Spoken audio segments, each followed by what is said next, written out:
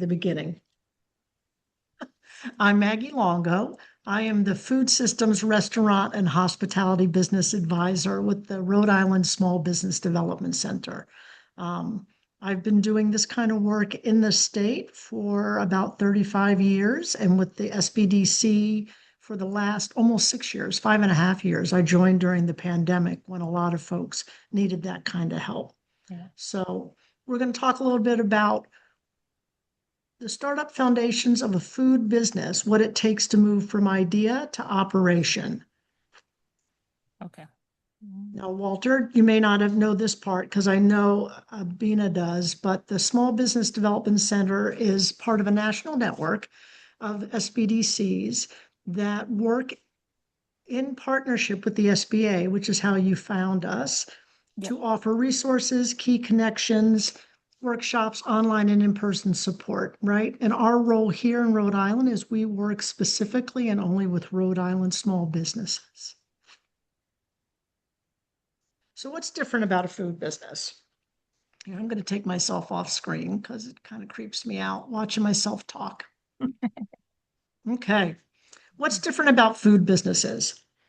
So food is a little bit different in the fact that there are a lot of rules and regulations that many other businesses don't need to pay attention to. Department of Health, licensing, specifically around the type of food you're able to prepare. The margins are very thin, just as standard, right? If you aren't correct on your costing and your pricing, it's really hard to get back from that. It's a very labor intensive type of work. So your time and other people's time are your core inputs, right? And they cost you money. Your inventory is perishable. Mistakes turn into waste really fast.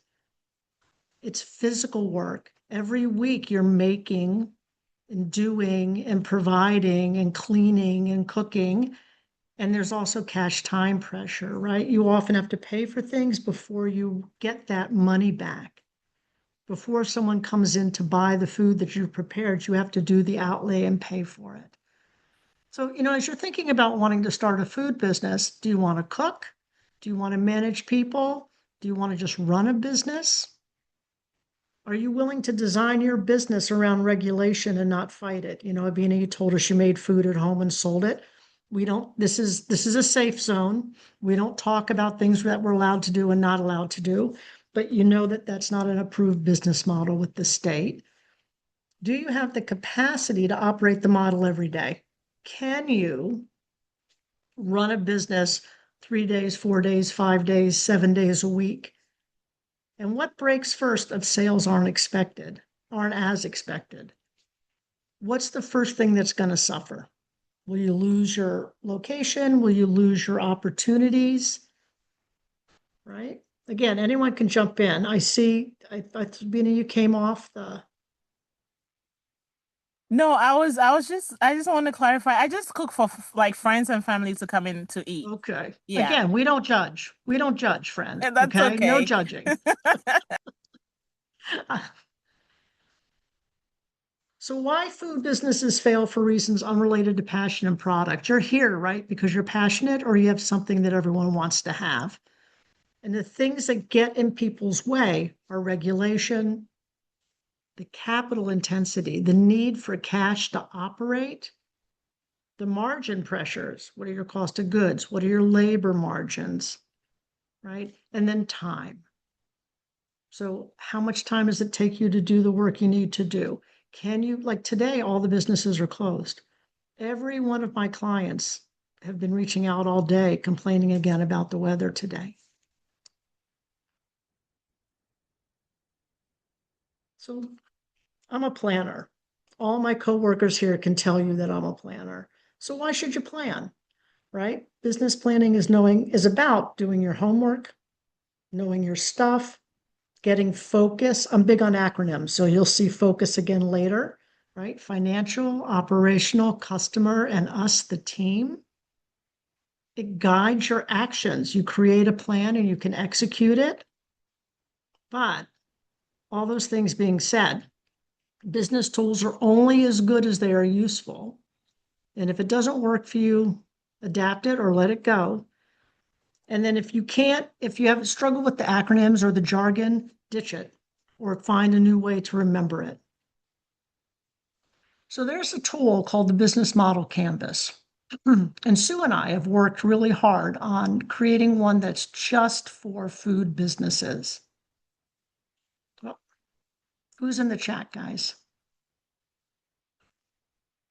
Oh, you got lots of chatter. I was just answering some questions from Sam. Thank you, ma'am. Well, you let me know if you need something, okay? Okay. All right.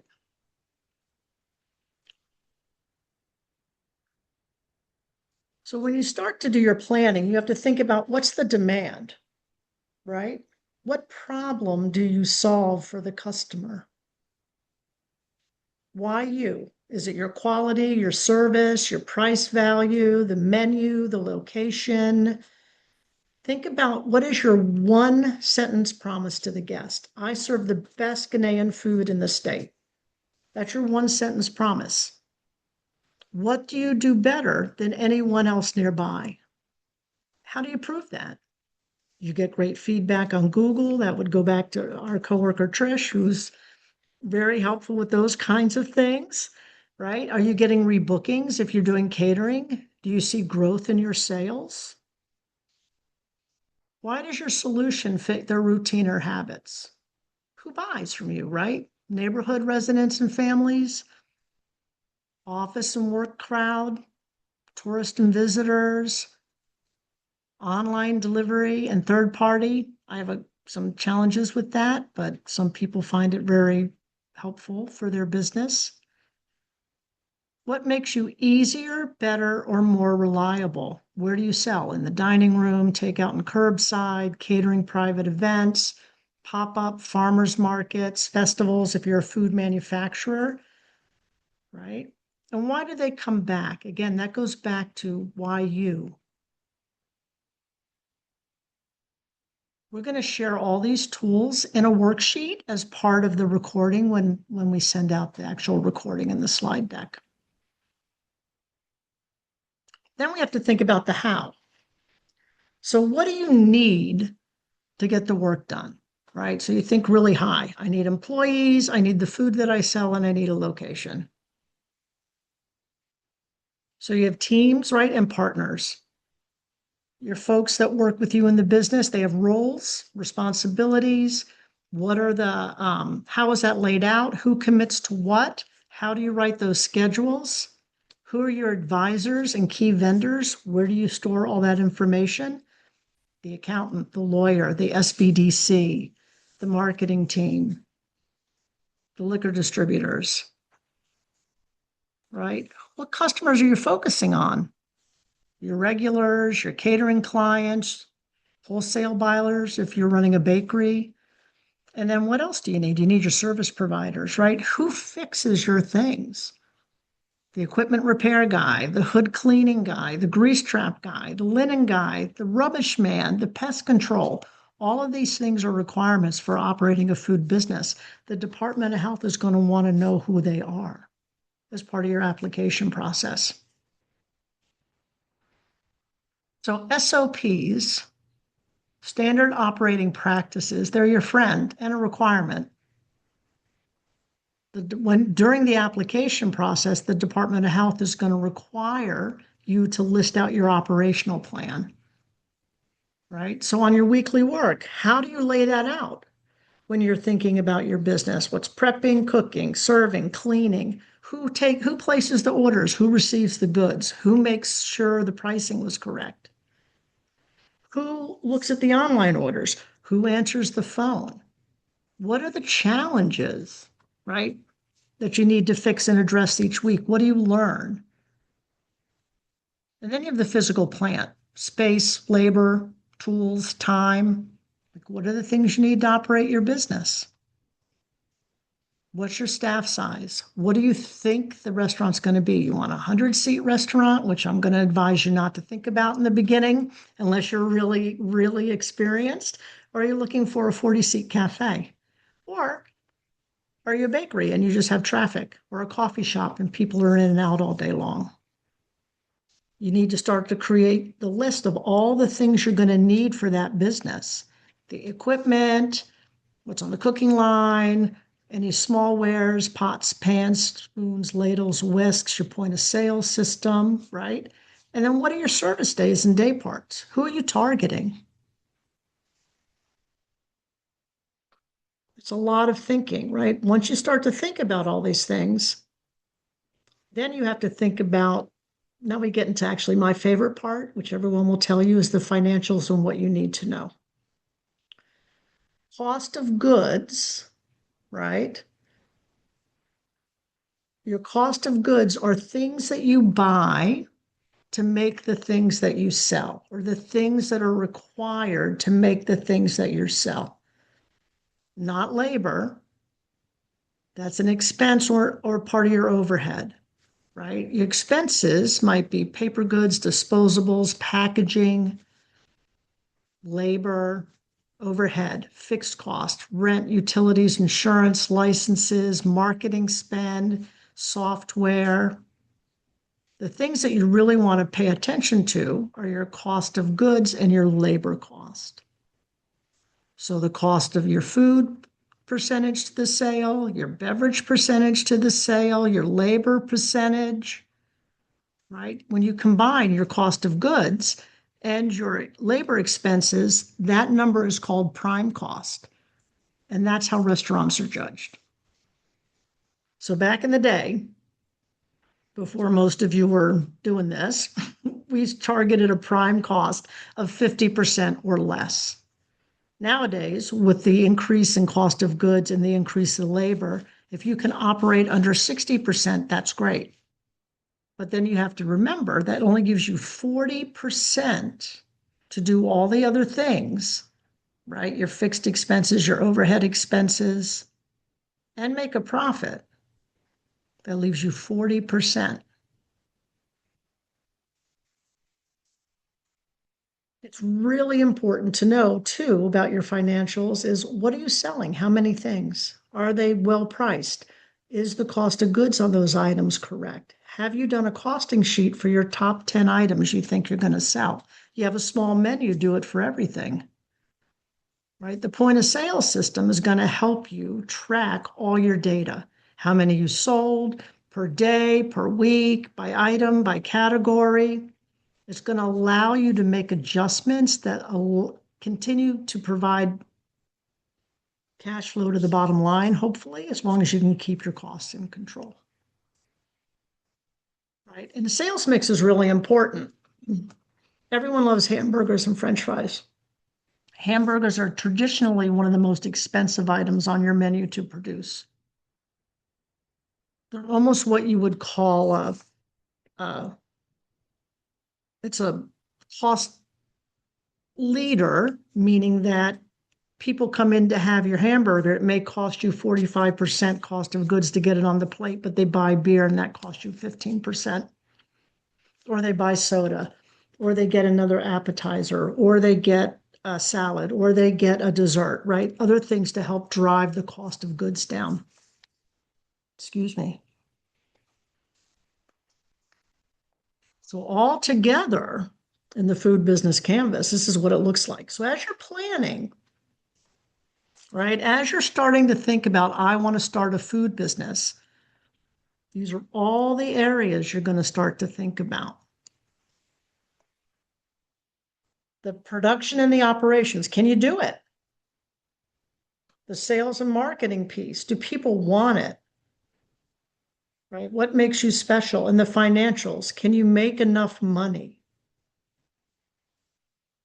It's very dry stuff. It's okay to interject and yell at me because I know it's really dry. Now we're going to get to a tad of a reality check about what it is going to cost to put all this together. It's all about the numbers. It's all about the numbers. Sue's heard me say this many, many times. What does it cost to start the business? What does it cost to operate the business monthly? How much volume is required to break even? How many plates do you need to sell in order just to make the money to cover all your expenses? And whether your capacity can support those numbers.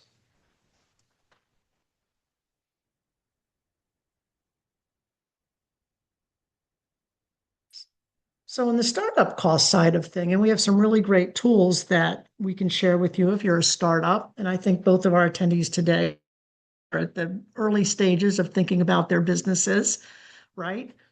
Building and land. Are you going to rent? You're going to buy something? What improvements need to be made? What is that going to cost? What about the furniture and the fixtures and the equipment? What about your opening inventory? What about the other supplies? Marketing and website. I like to do a percentage of assumed sales or actual sales. When you're opening a restaurant, I keep that percentage higher. That's how I would figure it out. What licenses and permits do you need? And then that really scary thing, how much working capital? And how do you make that decision, right? What working capital is. It's important to do your research, to get quotes and estimates, and to have all the data that you need so that you can start to put all those costs in one place, because you need to figure out how much money do I actually need to get open.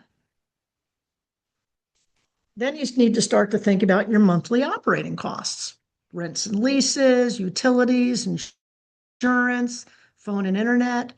Some people don't know, but you actually have to use a pre-approved licensed version of music in the restaurant. Otherwise, the music licensing companies come looking for you, and there's a big fine.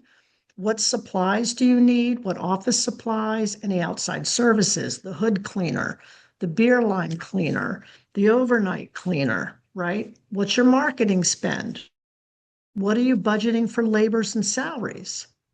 So you sort of think about that in a column, all these things, and that's your benchmark. I think the maximum will be this, but then you need to apply seasonal variations. This time of year, restaurants are quieter, January and February and March, typically, until St. Patrick's Day. In Providence, restaurants are quieter. The weather's not helping, right? And then you have to do your best estimate of all those numbers, because these numbers, these monthly operating costs, are going to help you figure out what your startup capital needs to be, right? And what's your sort of extra money in the bank once you get the business open. So I have a way that I like to think about restaurants and revenue projections, right? And what I do when I work with one of my clients here at the SBDC is I start to think about, here's my concept, here's my menu with basic pricing on it, here's the size of my restaurant, because I found a location I like and I think I'm going to have X number of seats. Here are the days of the week that I'm open, and here's the different meal periods: breakfast, lunch, dinner, just dinner, only breakfast. And then I start to do an assumed check average, right? So everyone knows what a check average is. It's how much, the average amount of what people spend when they come into your restaurant. The only way you can track that information is by using the point of sale system to track that data for you. So at breakfast, I run a 3 meal period a day restaurant, and I do it 7 days a week. And I think at breakfast, they're going to get a breakfast sandwich and a cup of coffee, and that average spend is going to be $10, and I have 10 tables. And at lunchtime, they're going to get a bigger sandwich and a soft drink and maybe a cup of soup, and I think that's going to cost $20. And I have 10 tables. And I'm assuming I'm only going to, at this point, I'm only filling the tables once per every period, right? And then at dinner, we have 3 courses. We have calamari, then we have our entree, and then dessert, because I'm like that. And maybe I might have a glass of wine, and that costs $30 on average. It's not a lot of money every day. Location is important. The number of times you can turn a table is important. Every seat in your restaurant has an assigned value to it once you determine what your hours of operation, what days of the week. Again, it's a vacuum because you may not have a location, but you have to do the exercises so that when you find the spot, you're ready.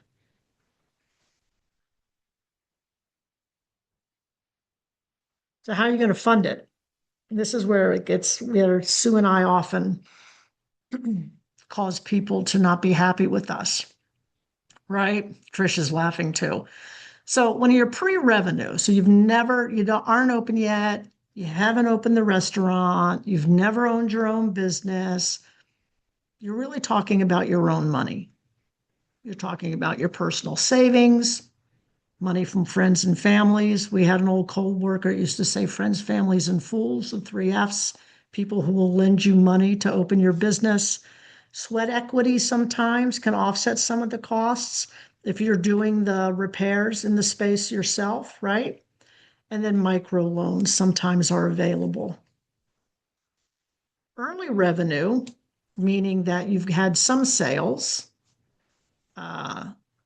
You may, depending on your track record, be eligible for an SBA loan, right, for operating capital, for a line of credit, perhaps from your bank. And we're going to always encourage you to use a local bank here at the SBDC. Or you're going to do the smart thing and you're going to reinvest the money that you're making back into the business to grow the business. Often a business owner doesn't pay themselves for quite some time in the early stages of their business. And then let's say you've been doing this now for, I don't know, 3 or 4 years, and all of a sudden your building's available, you're stabilized, you're growing.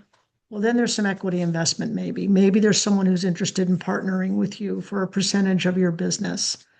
There's other strategic partnerships you can make with a lender, with another business nearby, and then bank financing, traditional financing becomes more easily available. I had a quick question about an older Yes. slide. Yes, which one? It's, I think, slide 15. Yep, the calculations on revenue? Yes. Yes. Sorry I came late, but I was gonna introduce myself. So my name is Sana. I am a graduate actually from the University of Rhode Island this past May of 2025. And I was thinking of an initiative of bringing a South Asian inspired cafe to Rhode Mhm. Island because a lot of Okay. the cafes are either concentrated about coffee or, the few that I've seen or that I take inspiration from are Middle Eastern cafes. And so there isn't one that is, when I say South Asian, I mean specifically India, which is where I'm from. And so I wanted to bring a cafe that authentically prepared chai, which is common in every cafe's menu, but it's not sort of special, like it's not their Well, it's specialty not drink. authentic, right, Sana? It's not Exactly. authentic. Yeah. Exactly. So I wanted to create a menu where, the focus is chai and different variations of chai that sort of blend between American culture and Indian culture. So people can, say something like a Biscoff chai or a rose chai. So something that's kind of best of both worlds. And Mhm. so when thinking of a cafe concept, how would you apply the because you made a statement which I have witnessed and I definitely agree with of your table value is very Yes. important when you're looking at restaurants, but in cafes I've noticed that a lot of times people kind of sit in for way like a lot of time and then they spend time. It's almost about the atmosphere of the cafe in a way. So how would you apply that logic to a cafe concept? Right. So I'm gonna not to be disrespectful, but let's think of it as a coffee shop, right? So Yes. there would be perhaps some seating, right? Hmm. Maybe only 10 seats, 10 tables Right, in the right. space. There would be, I would think, a robust to-go business. People would come in like a coffee shop or that Hmm. type of cafe and place an order and leave. Okay. Um, So that any of those businesses, any coffee shop driven or um, again, that sort of cafe is always Right. really location based Okay. because you need foot traffic or you need the ability for people to easily place an order, take it and go. Okay. Those businesses tend to have a cycle where they're very busy early in the day and then maybe Mm-hmm. at Mm-hmm. noontime and then maybe late afternoon, depending on hours of operation. It would Correct. also Yeah. be tied to your whatever your pricing is on your menu. So if your Mm-hmm. standard chai, let's say, is $6, Mm-hmm. then we would want to think about how many people are going to move through the space from 7 to 9 Mm-hmm. and get just a chai, Okay. right? And those assumptions are things you have to be able to defend. And Mm-hmm. again, that's going to be based on location or on flow or ease of Mm-hmm. ordering and any kinds of ways that you can help do that. So we would add another revenue line. So instead of food revenue, maybe alcohol revenue, we would have, coffee only revenue would be a third revenue line when Okay. we were thinking about calculations. Okay. Yes. Okay. Meg, Thank you. can I add to that? Yes, So we had to also talked about so how hard it is to find locations, uh, Yes. Yeah. especially affordable locations. And so we were talking a little bit about how would a food truck work in this yes, situation? Um, yes. I mean, do you think that would work as well as a location? Maybe not. Well, a food truck is 100% location based, right? It's whether Mm-hmm. it's an event or a festival where there's a variety of offerings, or it's a food truck that posts regularly in a location where people know how to find it. That's messaging, which goes back to what Trisha does. So that's how do you get the word out that we're here always at our corner today, Monday through Friday, these hours, selling coffee and pastry. So that's really, again, based on numbers, right? That's the flow. Right. Right.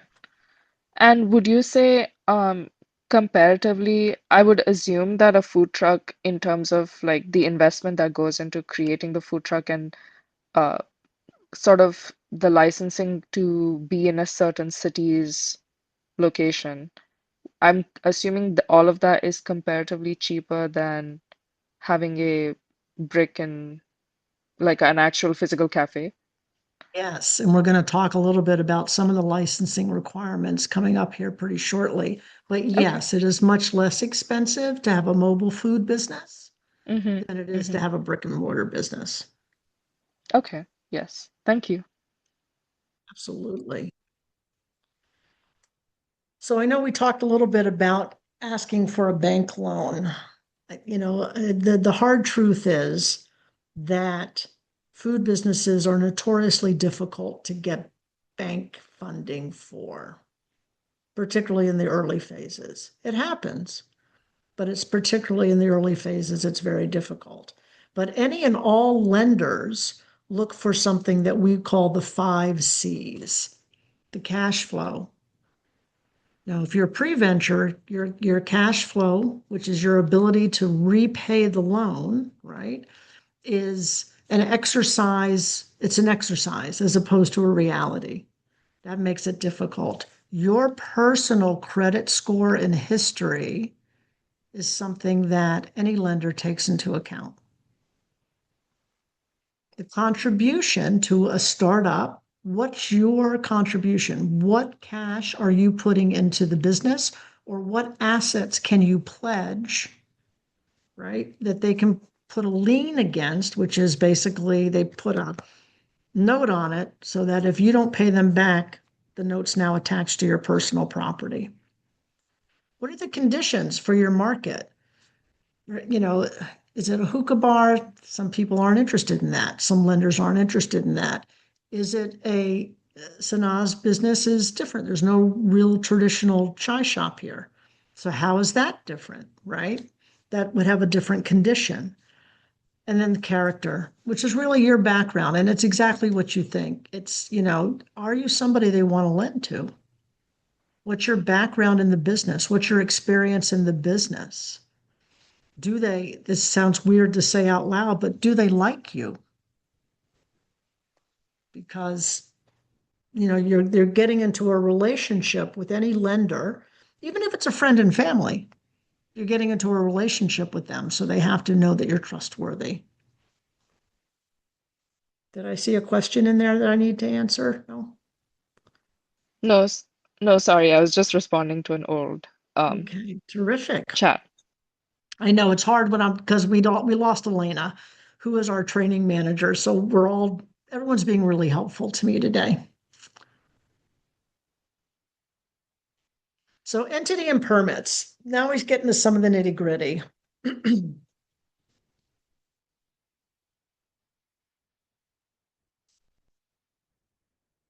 None of us here on the call today are an attorney or an accountant, and we can't tell you what to do, but many food businesses consider either a sole proprietorship, which I don't recommend personally, and I'll explain why, or an LLC, right? So a sole prop could be if you were trying something on, right?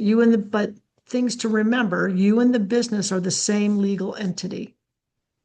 It's low cost and fastest way to start, doesn't cost you anything. You just say, I'm going to go into business. You're going to do it. There's no liability protection though. So any and all of your personal assets are at risk. It's also difficult to get some of the licenses, right? It becomes more risky as you scale, if you start to hire people or you want to go into the wholesale business, right? It can be a good fit for very small, low-risk food operations. You make a tea blend. I think you could get away with it there because it's got a very clean label. It's a short testing phase. You're trying something out to get the appropriate way to get a sense of customer demand, and you're doing limited volume and you have limited assets. So if someone wants to sue you because you made the mill, you don't have much to lose anyway. An LLC has more structure, more protection, more credibility. It's a separate entity from you. It's its own thing. The LLC is a person, right? Your business and personal assets are distinct from one another. It gives you a layer of protection, which is very, very important with food safety risk.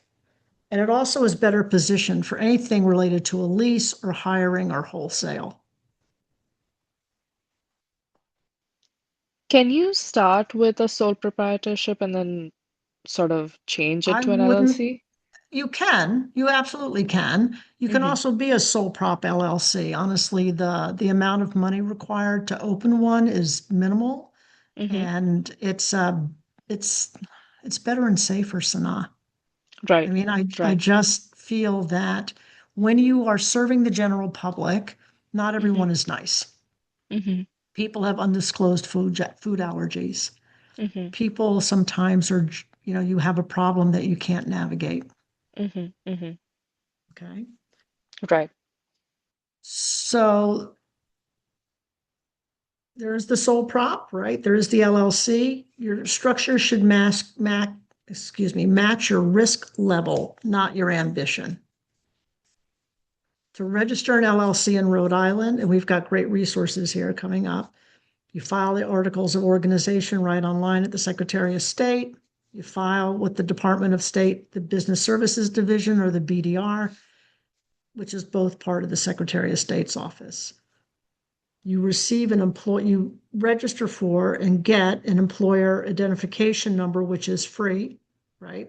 It's basically the federal tax ID from your business, and it separates it from you. So you're not using your so now you would have to use your Social Security number. I mean, you can get one as a sole prop, but it gets confusing on Mm-hmm. your personal tax return if you aren't Okay. using, what number do you use to file your taxes? Again, I'm not an accountant. I just know it can be very complicated, right? Right. Right. The EIN is free to get on the Mm-hmm. irs.gov website. Just go directly. There's a link here.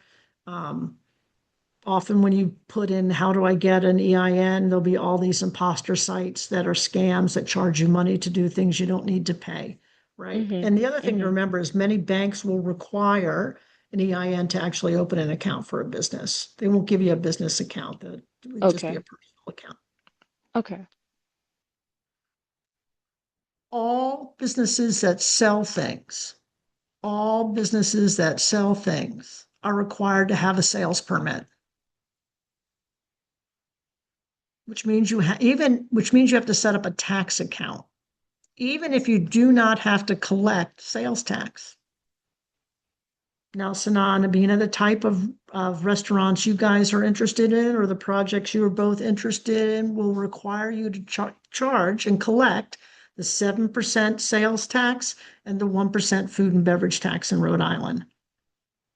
Right? And those are both, what do they call them? Not equity accounts. What's the word, Sue? I mean, they are equity accounts. It'll come to me. But that money, Trish? Is it a sweep account? No, it's a Because normally they it's a don't charge you any interest or anything. You put all your taxes in just that account. right, but the state has a word for it that I totally remembered and now I forgot since I'm talking about it. It's basically that money has to be put into a separate account that technically bears interest, though they aren't so hot on that, or not as hard on that, because they can, if necessary, demand immediate payment of taxes owed, even if it's outside of your normal remittance schedule. Right?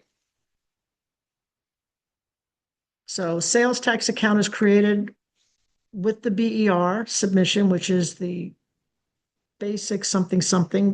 We have it. I don't have an example, but I have links on the next slide. Isn't it Sales tax. basically business plans? The The BAR? bar? No, that's the actual, that's the form that you use to get to open your tax account, to apply for your sales permit, if you had some sort of special license, if you were an accountant or those kinds of things, or certain taxes, those all happen through the BAR. There's no charge for the retail sales permit. They are renewed once a year. It's also where you do the income tax holding accounts. So if you're, collecting taxes from employees, and the unemployment insurance accounts. And it is definitely required if you plan to have employees. Here's some really great links, because we're getting into the real nitty-gritty now. That the QR code will take you right to the Secretary of State Business Regulation website, but the SBA has a really great page around choosing a business structure. So does the Rhode Island Secretary of State. And then the Division of Taxation has a great guide for new businesses.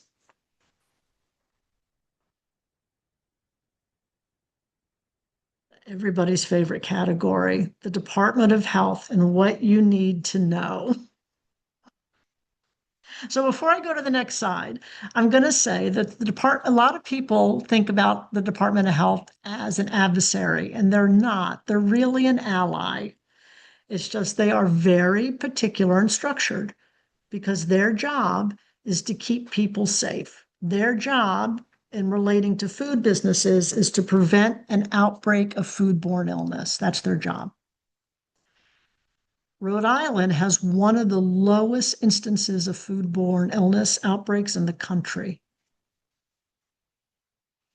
Our Department of Health want to work with us, but they are stringent. I think that's the best word to use. They are stringent. So when you're thinking about your business, location is first, right? Local rules come first. Every city and town has its own business rules. Zoning and permits vary by location. Just because you want to put a restaurant or a cafe or a bakery there doesn't mean that you're going to be able to do that. And just because something's been used that way previously, don't assume that it's going to get approved to be used as a food business again. Sue and I had that actually happen to us, right, with a client that we had in Cranston. This applies to all businesses: restaurants, mobile food businesses, food processing, cottage food businesses. So before you commit to a space, it's really smart to talk to the city and town, unless it is a restaurant existing and you're leasing the same space, then it shouldn't be a challenge. But if it's a new space, talk to the city and town, right? And find out if there's any local licenses or permits required, if there's any sort of transfer fees, or if you're going to have to appear, whether it's properly zoned, what approvals are needed before you sign a lease. and any restrictions on operating from home. Now, neither of our attendees today have a cottage food business, but some communities won't permit them. Even though you're allowed at the state level to run a home bakery, some communities will not permit them, right? So it's a best practice to confirm your zoning before committing to a lease or build out. Don't ask the agent who's showing it. They don't know. They just want to get something signed so they can get their commission. Seriously. And then before you submit your application to the Department of Health, and I know that Abina's already done this, there's some things you have to do. You have to hire or become a certified food safety manager. You have to create an operational food safety plan, which they have great template for you to use in the application. You need a draft menu, right? Doesn't have to have pricing, but it has to say, these are the things I'm going to sell. These are my hours of operation. Here's where I'm going to buy my things, because it has to be from approved sources. Applications that are submitted without those things are considered incomplete, and it just delays, right? So the certified food safety manager is required for any business cooking food. That person must be present during food production.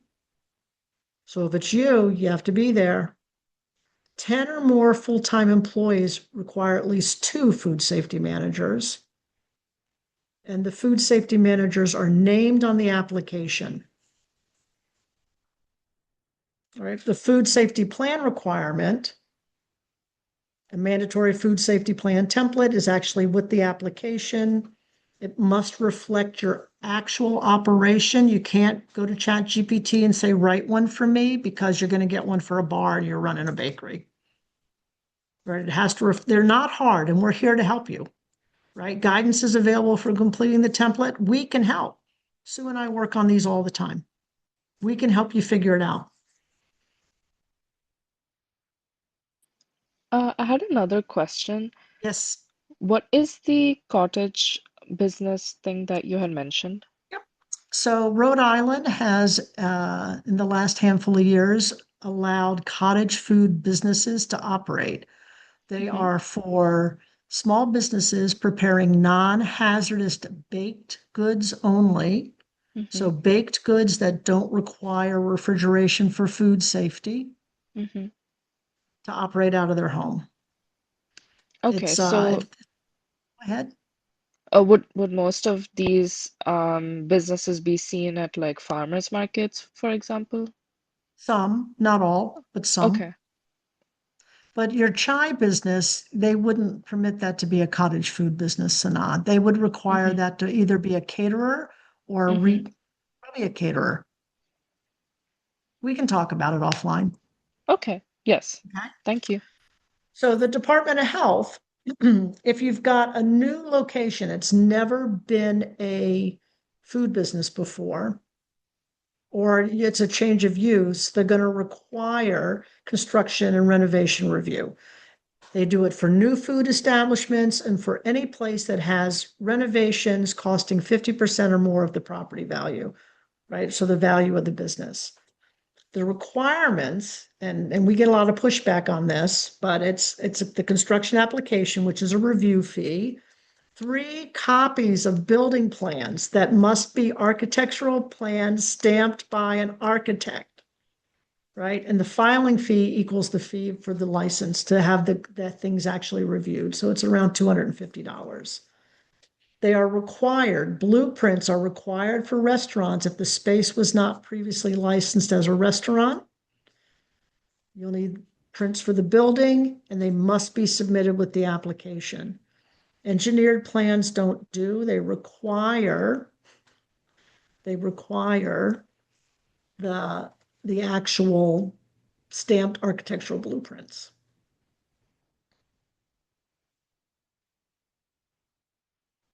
So how does it vary by the different types of food businesses, right? Restaurants require a full Department of Health review, and zoning and occupational occupancy are critical, which means that building, zoning, and fire are involved in your processes, right? Building and fire have to come, look at it, They're going to give you a certificate of occupancy. They're going to make a decision about life safety. And then, and only then, once you have all those approvals, are you ready to actually operate your business. Mobile food businesses, you have to license into a commissary. You cannot prepare all the things you're going to sell on the truck. You have to actually have a license in a commissary kitchen. That's your home address. That's where the business is located. The truck or cart is inspected, and if you are by the health department and maybe by fire, if you have fire suppression or are required to have fire suppression on the truck. If you are doing anything that's gas, propane fired, then there's typically fire suppression, which means that the fire department is involved. Food And is process, there a, sorry, sorry that's to okay. interrupt again. Is there a market like with physical restaurants, there's like you can go to a someone, I forget the word, but they help you find properties and locations. With mobile food, do you have something like that where you can look at different trucks? Mobile food is interesting. So there are a Mm-hmm. couple of organizers that have really robust lists, right? All the Mm-hmm. farmers markets also take mobile food businesses as part of their offerings in the Mm-hmm. summertime or during that season. Oh no, You I have meant To like to purchase? find a food to truck. find the truck. Yes, exactly. Um, there's not a broker. Believe it or Okay. not, a lot of folks find them on Facebook Marketplace or on Okay. social media because they're paying attention to people that want to sell a truck. Mm-hmm. Um, trucks are also available new and can be Okay. customized. Okay.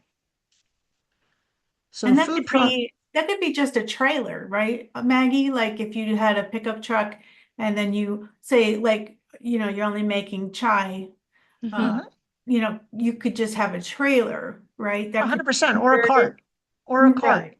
So it Mhm. doesn't have to be a full truck. Right. Very few people have a truck they can drive.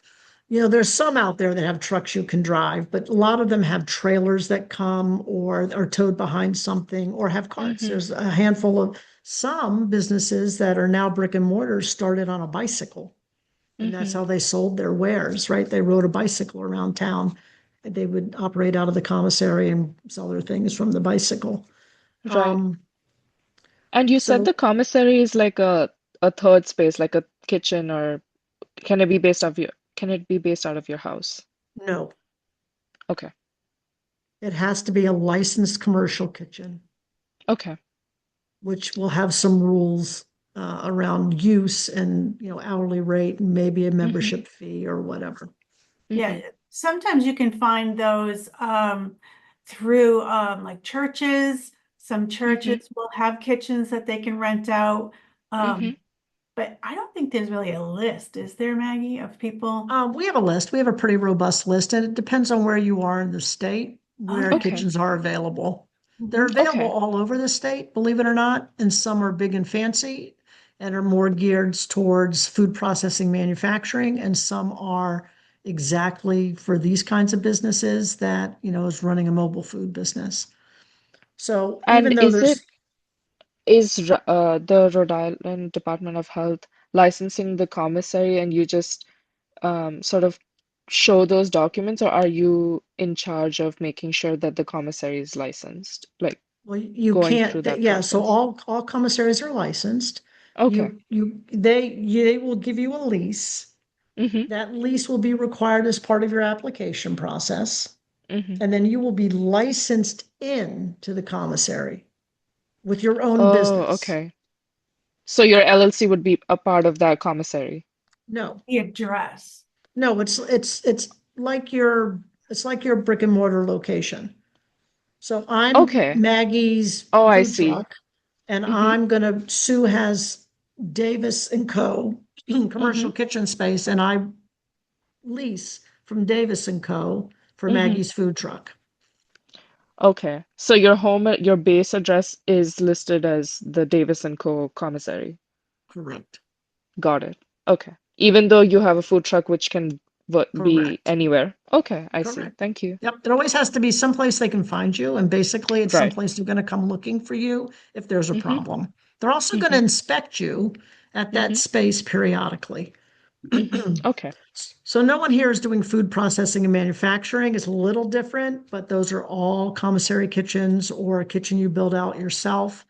Um, the licensing is a little more rigorous depending on whether it's retail or wholesale, right? And they're all process driven, and there are some restrictions. Some things you cannot make wholesale. You can't make anything with meat and sell it wholesale. You can retail because that's direct to consumer, but you can't do it wholesale because that requires a federal license from the USDA. And then we talked a little bit about the cottage food licenses. There's a ton of restrictions around a cottage food license. But the most important of which, it's only for non-hazardous baked goods. There's also an income cap of $50,000 a year. I'm not sure how they validate that, but there's an income cap. Also, I just put a link in the chat. There's a little coffee cart in Massachusetts called Lady Sunshine, and it looks like an old VW van bus. But I just put the URL in there for Sana to look at, just as like an example of a small coffee cart that That's just awesome. travels around and kind of sells coffee all over the place. Yeah, that's Yes, thank fantastic. you. You're You welcome. know, so there's much. also one, what's the one in North Kingston, Sue, near the university that's in the coffee cart that's in the old VW bus? Revive, Recharge. It's really cool. I drive by it. It's over near the turf farms. I drive by it when I come to campus. Oh, And that's stationed. It doesn't move, but it's a VW bus. And it's only open seasonally. It's pretty cool. yep, there are options that we Tons can of look options, at. right? So the key takeaway for food businesses really are there's a lot of things you need to know. There's a lot of structure around a food business that maybe not isn't around other businesses. Like I and Tricia and I both have consulting businesses, right? Because we are part-time employees of the SBDC. We have a lot less to think about when we set up those businesses. There's no legal or regulatory structure, right? Permits and licensing is all interconnected for a food business. Just remember that your decisions compound quickly. So if you make a bad decision, it can spiral out of control really fast. If you make a good decision, it can also spiral the right way really fast. You find a great location with really cheap rent, right? And then it's important to get clarity before committing money or signing a lease. We often see folks who have signed a lease way too early in the process, and now we can't get them out of it, right? We can't help them navigate that, and they can't put it together. So it's really important to understand your business beforehand. So at a high level, it's okay not to have it all figured out, right? It's not about having the perfect plan. It's about taking the right next step with intention. It's okay to slow down.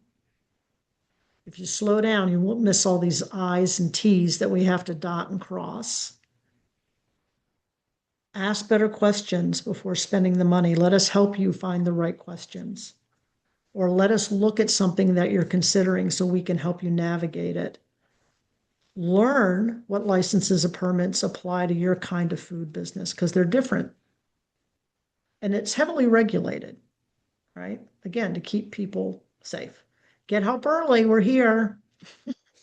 And the more you know, the more clear you can be, it'll build your confidence, right? So good decisions build strong food businesses, period. Make good informed decisions and it will give you a stronger base. And we're here to help you when you're ready.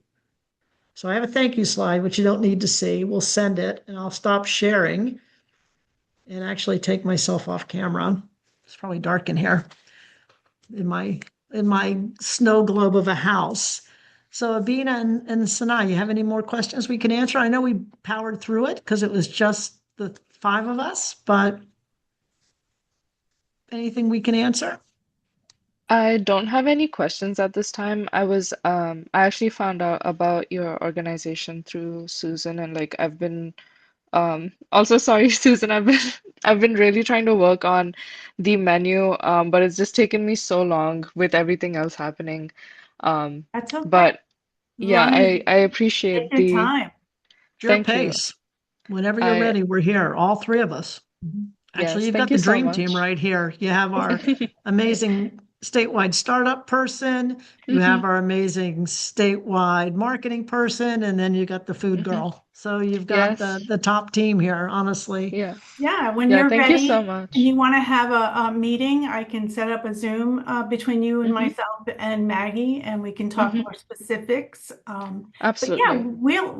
we'll be here. We've been here 40 years. We're not going anywhere. So